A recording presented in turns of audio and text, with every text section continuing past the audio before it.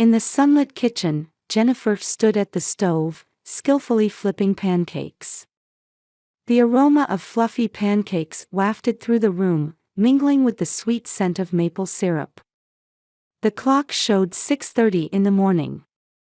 Outside the window, bird songs pierced the early morning stillness, and dew glistened on the neighbors' lawns. Dressed in a simple dress with a white apron, Jennifer was busy with her usual morning routine.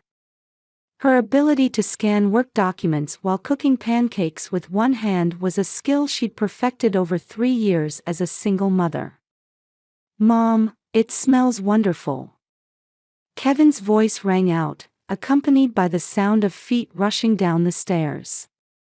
Her son burst into the kitchen in his pajamas, his large brown eyes sparkling with excitement.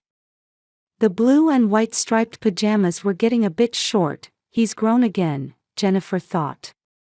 "Good morning, Kevin," Jennifer smiled as she turned around. "These are my special pancakes. It's a special day, after all." "Yay!" Kevin threw his hands up in joy. "I finished my craft project homework too."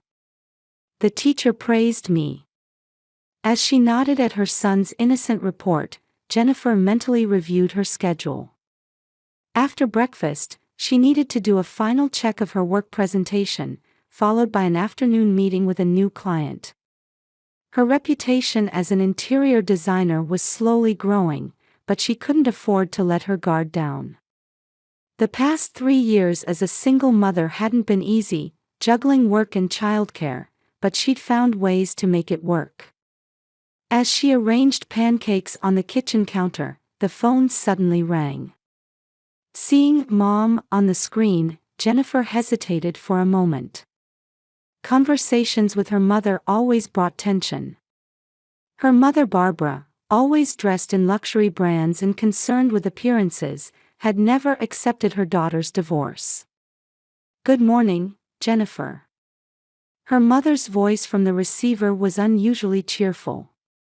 Jennifer felt her back straighten instinctively. "This is rare, calling so early." "I have a wonderful suggestion," Barbara continued. "Let's have a family vacation next weekend at a private beach. Susan and Robert will be joining us. It'll be a perfect opportunity to strengthen our family bonds." Jennifer frowned. Since the divorce, her relationship with her family had become complicated. Her mother, in particular, saw the divorce as shameful and often made cutting remarks. Her sister Susan, decked out in flashy clothes and accessories, would boast about her wealthy married life and barely concealed her disdain for her sister's circumstances. Their father Robert, indecisive as always, simply went along with his wife's wishes, his graying hair and tired expression telling their own story. "Are you planning to bring Kevin?" "Of course. I want to see my grandson." Her mother's voice carried an unnatural cheerfulness. Jennifer looked at her son. Kevin was watching her with an expectant expression, his cheeks full of pancake. "Are we going to see Grandma?" His eyes sparkled. His innocent smile made Jennifer's heart waver. "All right, we'll join you." Even after hanging up, something felt off. This sudden invitation from her usually cold mother. Instead of starting with criticism of her daughter's life choices as usual, today was different. However, seeing Kevin's excited face, that uneasy feeling gradually faded. "Hey, Kevin," Jennifer sat next to her son and gently stroked his hair. "We're going to the beach with Grandma and everyone next weekend. You can look forward to it." "Yay!" Kevin jumped up with joy. "Can I collect seashells? I want to use them for my crafts." "Yes, of course," Jennifer hugged her son tenderly. "We'll collect lots of them." The morning sun bathed the kitchen in golden light as mother and son continued their breakfast. The leaves of the houseplant by the window swayed gently in the breeze. To Jennifer, this peaceful morning scene seemed like it would last forever. About 2 hours after departing from Miami's port, the white yacht approached a small uninhabited island in the Caribbean. The transparent blue surface of the sea reflected the sunlight, creating a dazzling brilliance. White clouds drifted peacefully above the endless horizon. Kevin, standing at the bow feeling the wind, let out an excited shout. "Mom, look! Dolphins!" The passengers cheered at the sight of dolphins swimming alongside the boat. Kevin's eyes sparkled as he watched them leap gracefully. Jennifer placed her hand on her son's shoulder, wearing a gentle smile. She had decided on this trip for her son's sake. Behind her expensive sunglasses, Barbara muttered something. Just like a scene from a movie, her voice had an eerie undertone. Susan sat with her husband Tom in deck chairs, sipping expensive champagne. Robert stood alone at the stern, seemingly lost in thought. As they approached the island, its features became clearer. A white sandy beach curved in a gentle arc, backed by dense palm trees. It was like a scene from a postcard. At the island's highest point stood an old white lighthouse. The deteriorating building seemed to gaze lonely at the sky. "It's a lighthouse built in the 1950s, Robert explained, his voice trembling slightly. "It's not used anymore, but it's the island's landmark." When they reached the dock, the family began unloading their luggage. Susan, wearing a flashy swimsuit under a flowing chiffon cover-up, carried an expensive cooler with her husband. There was something rushed about their movements. "Jennifer, why don't you and Kevin go play on the beach?" Barbara suggested. Her eyes flickered slightly beneath her perfect makeup. "We can handle the luggage." Though something felt off about those words, Jennifer nodded when she saw her son's expectant eyes. Kevin had already started jogging toward the sandy beach. The white beach was more beautiful than imagined, with crystal-clear waves gently lapping at the shore. The sand felt soft under their feet, and colorful seashells were scattered along the waterline. Kevin immediately became absorbed in collecting shells. "Mom, look at this." Her son proudly held up a starfish-shaped shell. It gleamed with a pearly luster in the sunlight. "I can use this for my school craft project." As Jennifer walked along the beach with her son, she occasionally checked on her family. They were carrying luggage to a spot slightly away from the beach, engaged in what appeared to be an intense discussion. Their gestures were emphatic, and their occasional glances in her direction were concerning. Her father seemed to shake his head several times but finally nodded with a deep sigh. As the afternoon heat intensified, her mother approached. Behind her perfect smile, some other emotion seemed to lurk. "We're going to get some supplies," Barbara announced in an unusually gentle tone, quite different from her typical haughty manner. Her white linen dress swayed in the sea breeze. "We'll pick up what we need at the market we saw on the way to the island." Those words sent a wave of anxiety through Jennifer. They had loaded everything they needed before departure. Besides, she hadn't heard of any market in this area. But before she could voice these concerns, her family had already started loading things onto the boat. Their efficiency suggested this had been planned. "Mom?" Jennifer called out suddenly. Something was wrong. Everything was wrong. The moment she felt this instinctively, the boat's engine roared to life. "Wait! Where are you going?" Jennifer screamed desperately. She ran across the beach. Ignoring the burning sensation of hot sand against her bare feet, she sprinted desperately to the water's edge. But the boat had already left the shore. Her mother wore a cold smile as she slowly spoke. Cruel eyes gleamed beneath her perfect makeup. We won't be coming back. Paradise suits you better, don't you think? Mom, I'm scared. Kevin clutched Jennifer's hand with a trembling voice. His small hand was cold with sweat. Please, everyone. Think about Kevin. To Jennifer's desperate cry, her mother delivered her final words. Goodbye, Jennifer.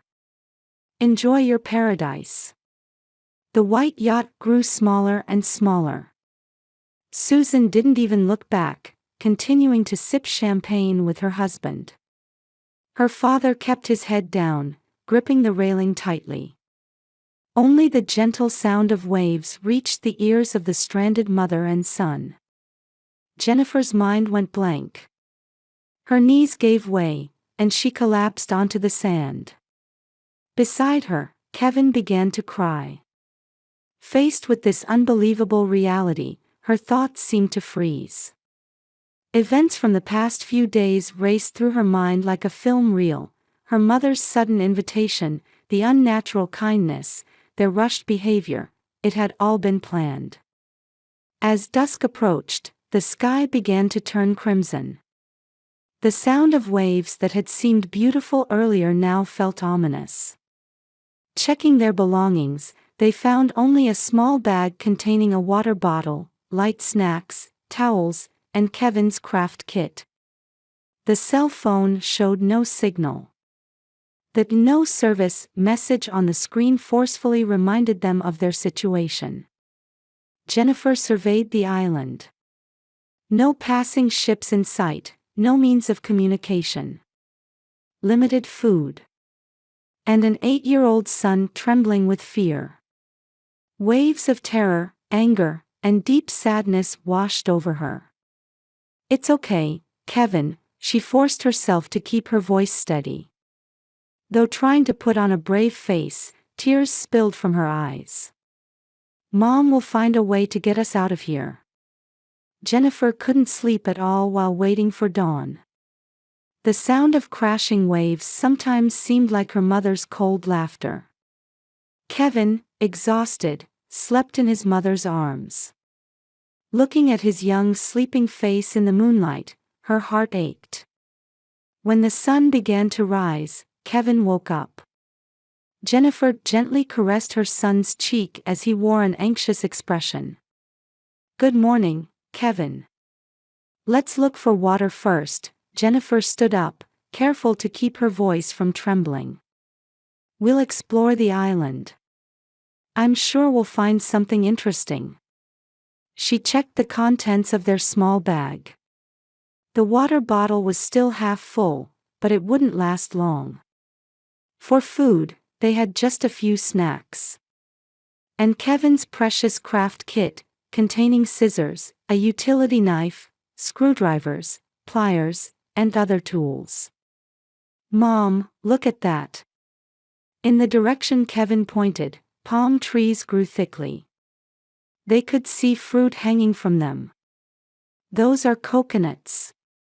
I saw on TV during craft time that they have water inside. Jennifer found hope in her son's knowledge. Together, they began collecting fallen coconuts. Using a screwdriver from Kevin's craft kit, they managed to make a hole in the shell after some effort. Clear liquid flowed out. Kevin, your knowledge really helped. Jennifer hugged her son. I couldn't have done it alone. Those words brightened Kevin's face a little. What should we look for next? They began exploring the island. Beyond the palm trees, they found banana trees. While some fruits were still green, others looked ripe enough to eat. Further in, they discovered a small stream. The water was clear and could be drinkable if boiled. Kevin, I wonder if we can make fire, Jennifer pondered. Is there anything useful in your craft kit? Kevin opened his craft kit with a serious expression. The teacher taught us. If we have a magnifying glass. Kevin took out the magnifying glass from his craft kit and began gathering fallen leaves. As the sunlight grew stronger, they succeeded in starting a fire using the magnifying glass. Jennifer felt surprise and pride in her son's ingenuity. "Mom, am I being helpful?" "Yes, very much so," Jennifer answered, holding back tears. "You're such a clever boy." After boiling water and having a simple meal of bananas and coconuts, they decided to look for shelter from rain. While walking around the island in the hot sun, they found a natural hollow behind a large rock. "We could take shelter from rain and wind here." However, Kevin's eyes were fixed on something else. The white building looming beyond the hollow, the old lighthouse. "Mom, should we explore inside the lighthouse?" Jennifer hesitated for a moment. The decaying building might be dangerous. But there might also be something useful inside. After careful consideration, they decided to head toward the lighthouse together. They climbed the stairs one careful step at a time. While the floor was rotted in places, the walls seemed solid. When they reached the top floor, Kevin let out a surprised cry. "Mom, look at this."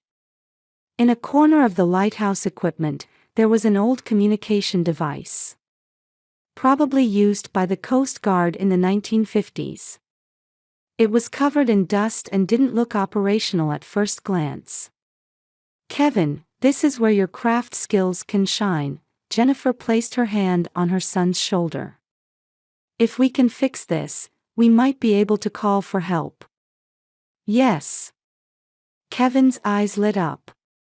"My craft teacher said that if you can figure out why something's broken, you can fix it." For the rest of the day, mother and son worked together to repair the communication device. Kevin's small hands skillfully handled the parts while Jennifer assisted. They cleaned each component, tightened loose screws, and polished rusty connections. As dusk approached and it became difficult to continue working, suddenly a faint noise came from the machine. "We did it!" Kevin jumped with joy. At that moment, tears welled up in Jennifer's eyes. Pride, relief, and gratitude toward her son overwhelmed her. They held each other tightly. Suddenly, a clear voice rang out from the communication device. "This is the Coast Guard." "Who is this?" Jennifer explained their situation with a trembling voice.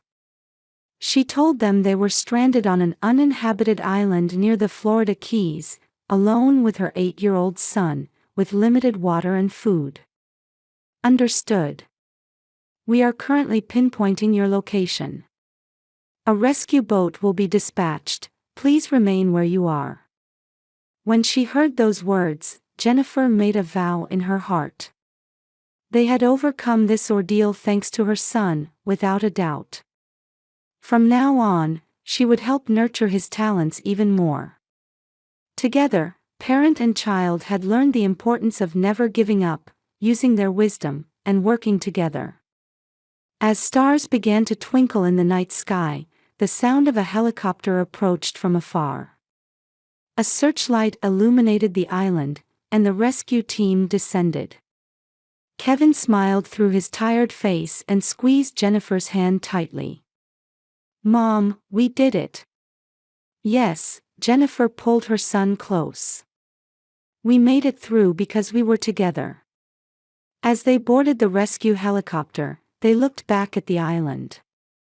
Though it had only been 2 days, their experience on the island had strengthened the bond between mother and son.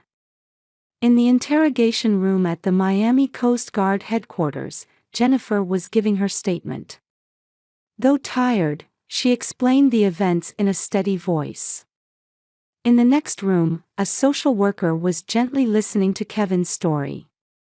"So, under the pretense of a family vacation, you were taken to an uninhabited island and abandoned there," investigator Mike Reynolds confirmed while taking notes. The involved parties are your mother Barbara Miller, your father Robert Miller, your sister Susan Taylor, and her husband Tom Taylor. Is that correct? Yes, Jennifer answered quietly. But my father, he seemed to hesitate until the end. At that moment, there was a knock on the door, and an elderly man entered. Wearing a well-tailored suit, he presented his business card. I'm James Wilson Jr. I served as legal counsel to your grandmother, Margaret Wilson. Jennifer looked up in surprise. Her grandmother Margaret had passed away 5 years ago. She was a woman who had built up the regional famous bakery chain, Wilson's Homemade Bakery, from scratch. Actually, I have important information, Wilson continued with a solemn expression. Now that your mother has been arrested, I can finally tell you. He took documents from his black leather briefcase. It was a copy of her grandmother's will. Margaret changed her will 5 years ago. It names you as the sole heir to the chain's management rights and all assets. Me. Jennifer's voice trembled. But I heard my mother inherited everything. That's the heart of the matter, Wilson quietly continued his explanation. Margaret highly valued your sincerity and effort. On the other hand, she was concerned about Barbara's strong tendencies toward vanity and pretense. The air in the room grew tense. The will was scheduled to be opened on your 35th birthday, next month. However, Barbara somehow learned of its contents. And before it could be opened, she planned to eliminate you. He chose his words carefully. At that moment, all the pieces of her mother's abnormal behavior fell into place. The sudden proposal of a family vacation.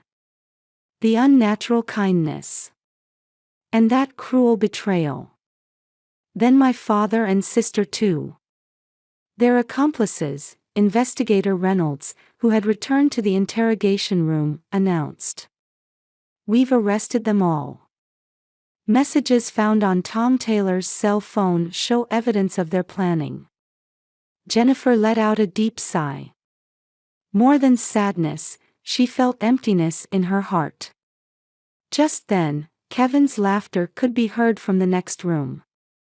Her son's cheerful voice softened her heart a little.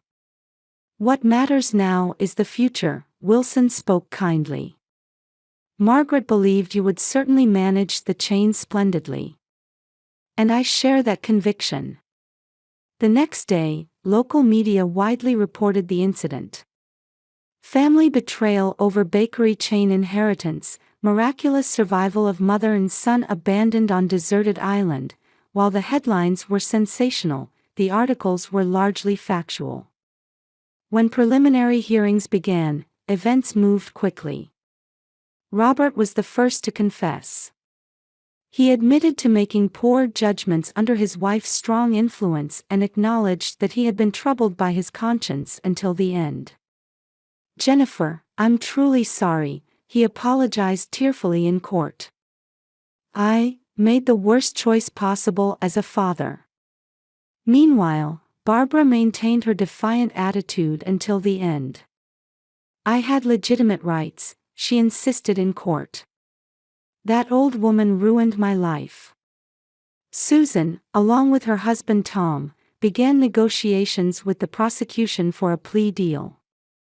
Her beautiful face had become haggard after several weeks in detention. Sis, please forgive me, Susan cried during questioning. We were all dancing to Mom's tune.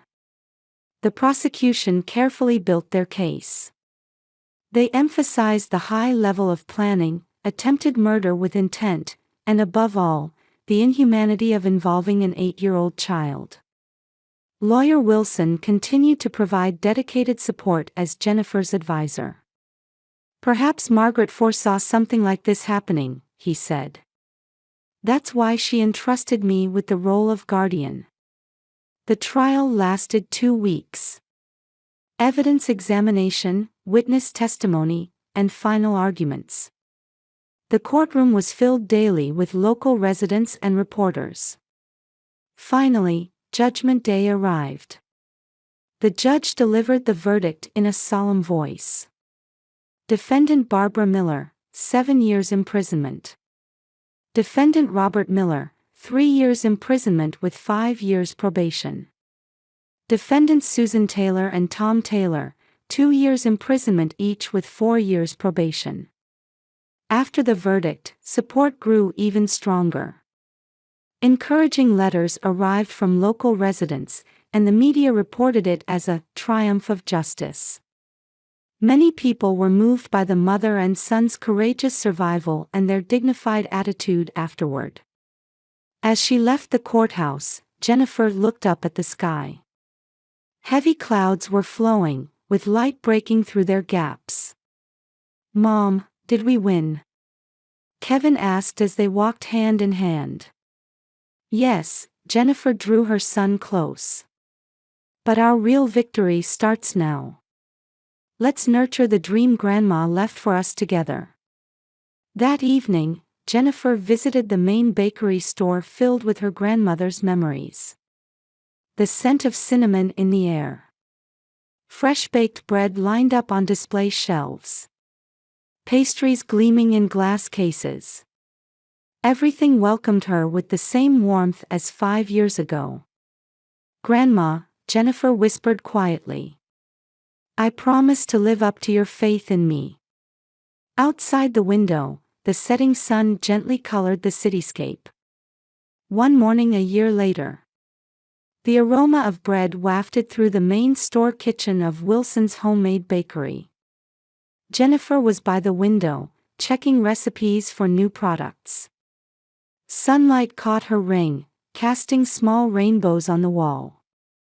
"Mom, the first batch of cinnamon rolls is ready." Kevin proudly held up a tray fresh from the oven. Now 9 years old, he had become his mother's trusted confidant and partner. Every day after school, he would stop by the bakery, finish his homework, and then help in the kitchen. The dexterity he developed through crafts was now put to good use in making delicate pastries. "Perfect," Jennifer gently stroked her son's head. "You've inherited Grandma's flavor." Over the past year, Wilson's Homemade Bakery had grown significantly. While maintaining traditional flavors and incorporating new ideas, the chain had expanded from 15 to 23 stores. But what made Jennifer most proud was building trust with her employees. "Ma'am, the interviewer has arrived," Sarah, a staff member, called out. It was an interview for a local business magazine's Successful Women Entrepreneurs feature. As she left the kitchen, she saw a familiar face. "It's been a while, Jennifer." Her father Robert stood there, looking slightly nervous. On probation, he had earnestly participated in rehabilitation programs over the past year. They had begun exchanging letters 2 months ago. "Dad." Jennifer returned his smile, though with some hesitation. "Could I see Kevin?" His voice trembled. "Of course, only if you'll allow it." Jennifer thought for a moment, then called her son. Kevin was initially cautious as he looked at his grandfather's face, but when Robert presented him with a handmade wooden craft kit, he gradually began to open up. "Did you make this for me?" "Yes," Robert looked straight into his grandson's eyes. "I learned carpentry in the prison rehabilitation program." "I heard you like crafts." Since that day, Robert began visiting the store regularly. While atoning for his mistakes, he was slowly trying to rebuild bonds with his family. Barbara continued serving her sentence in prison. Several letters requesting visits had arrived, but Jennifer wasn't emotionally ready yet. However, her most recent letter contained, for the first time, words of sincere apology. Susan divorced her husband while on probation. she spent her days reflecting on herself through community service activities. Last week, she sent word that she had opened a small cafe. "This time, I want to build something with my own power," she wrote.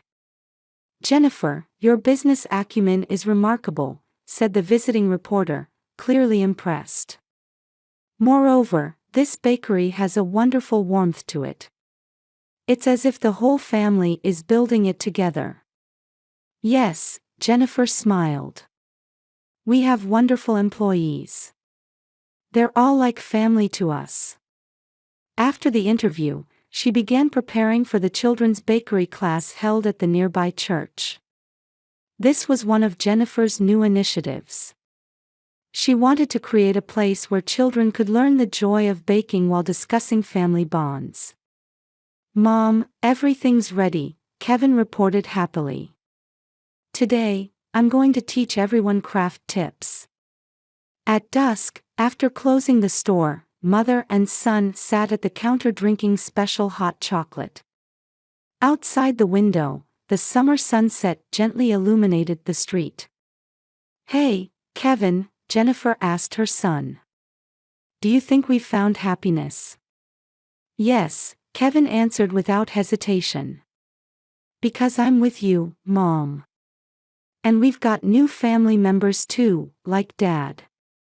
Yes, 6 months ago, Jennifer had begun dating Michael, a pediatrician she met at the bakery class. The kind and sincere man was also a good friend to Kevin. "Mom," Kevin said with a serious expression. "Remember that time on the island? We worked hard together." "Yes," Jennifer hugged her son. "I got through it because you were with me then. And now too, I can move forward because you're here." The aroma of freshly baked bread filled the store. On the counter lay cinnamon rolls that Kevin had baked that morning. Her grandmother's recipe, now layered with new memories. Tomorrow, another day would begin from this place. The story of mother and son, who found hope for the future while carrying the pain of the past, would continue toward even greater happiness.